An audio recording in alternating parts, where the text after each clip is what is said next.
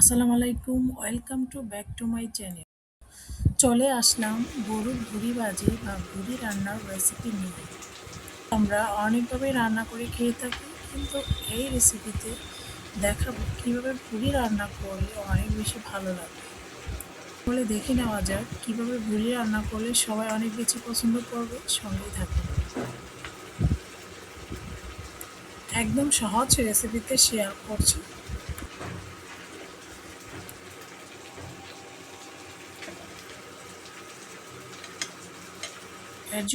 এর জন্য প্রথমেই চুলোয় একটা প্যান বসিয়ে এর মধ্যে দিয়ে দিচ্ছি হাফ কাপ পরিমাণ সরিষার রান্নার তেল।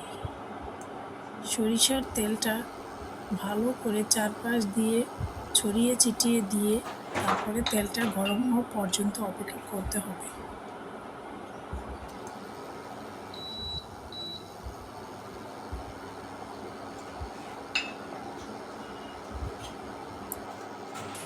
এরপরে আমরা প্যানে দিয়ে দিচ্ছি ৬-৭টা তেজপাতা, দিয়ে দিচ্ছি হালকা, দিয়ে দিচ্ছি লং এবং দারচিনি, দিয়ে আমরা মশলাটাকে ভালো করে তেলের মধ্যে নেড়ে চেড়ে ভেজে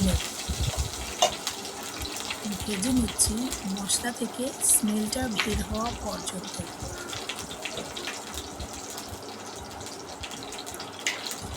মশলাটা ভেজে নেওয়ার পর এর মধ্যে দিয়ে দিচ্ছি ১ চা চামচ হলুদ গুঁড়ো, দিয়ে দিচ্ছি ১ চা চামচ মরিচের গুঁড়ো, দিয়ে দিচ্ছি ১ চা চামচ ধনিয়া গুঁড়ো, তারপরে দিয়ে দিচ্ছি ১ চা চামচ জিরার গুঁড়ো,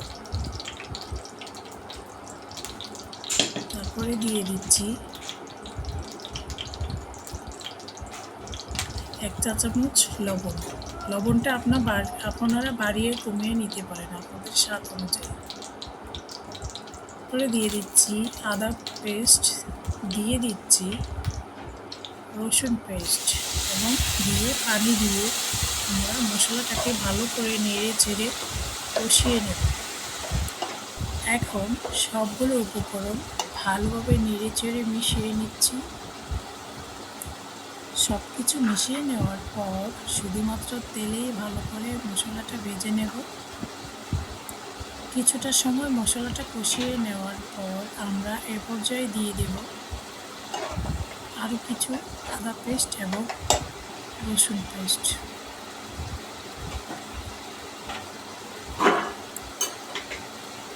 এ পর্যায়ে আমরা দিয়ে দিচ্ছি ১ কাপ পরিমাণ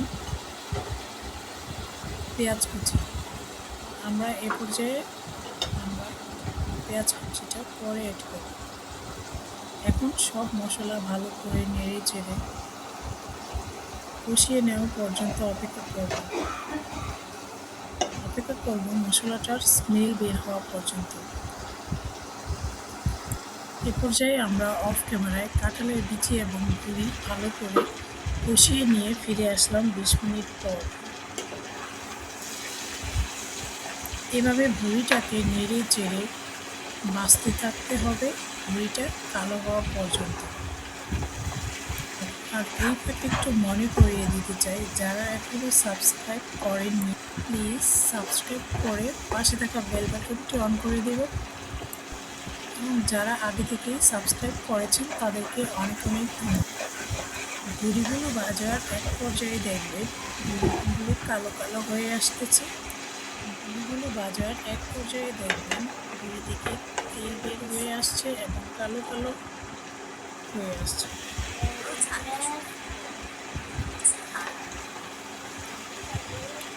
এবং ভুঁড়িটা একটু একটু করে কালো হতে শুরু করেছে। এ পর্যায়ে আমরা আরও বেশ কিছুটা সময় ভেজে নেব। ভুঁড়িটা যখন একদম প্রপারলি ভাজা হয়ে যাবে, তেলটা এমনভাবে ছাড়বে যেন ভুঁড়ি থেকে তেলটা বের হয়ে যাচ্ছে। এখন চুলা থেকে ভুঁড়িটা নামিয়ে নেব এবং গরম গরম পরিবেশন করব। এখন গরম গরম ভাত, রুটি এবং আপনার পছন্দ অনুযায়ী যে কোনো কিছুর সাথে পরিবেশন করতে পারবেন। আর রেসিপিটি ভালো লাগলে বেশি বেশি লাইক করুন এবং শেয়ার করতে ভুলবেন না। সঙ্গেই থাকুন। আসসালামু আলাইকুম।